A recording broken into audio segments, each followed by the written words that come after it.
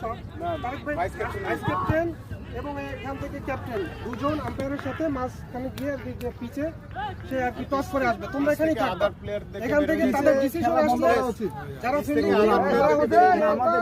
ক্যাপ্টেনের সাথে ঢুকে যাবা, আর যারা ব্যাটিং টিম তারা এখানে ওই ফুটবল যারা খেলতেছে মেরা বলে দিবে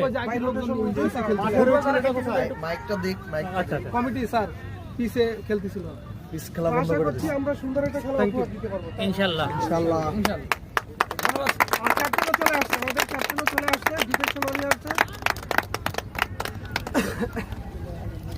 বেতন নেই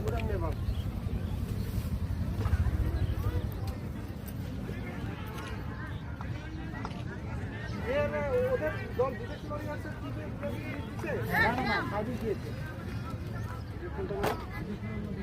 এই ছেলেটা এই